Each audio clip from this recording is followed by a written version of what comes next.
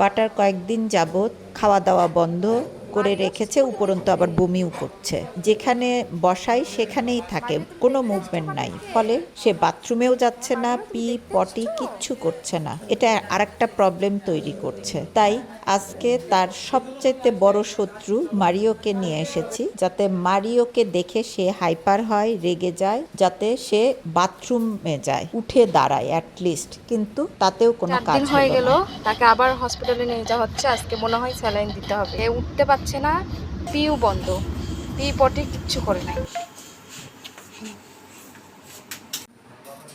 ও অনেক উইক হয়ে গিয়েছে, কয়েকদিন হলো না বাথরুম না খাওয়া, কিচ্ছু নাই। তো হসপিটালে নিয়ে এসেছি একটু স্যালাইন দেওয়ার জন্য, সাথে বমির ইঞ্জেকশন আর গ্যাসের ওষুধ ইঞ্জেকশন দেওয়া হলো।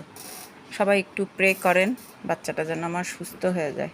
আগের মতো যেন ঘাউ ঘাউ করতে পারে। হ্যাঁ, অনেক রাগ যেন হয়, অনেক যেন খেতে পারে। ও এখন খেতেই পাচ্ছে না। আমি আর কোনো দিন বলবো না খাওয়া মানা করবো না। এত খারাপ লাগছে আমার।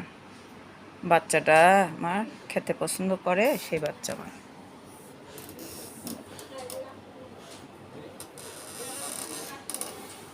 ঘুমাচ্ছে গাড়ির ভিতরে, আমার কোলের ভিতরে ঘুমাচ্ছিল।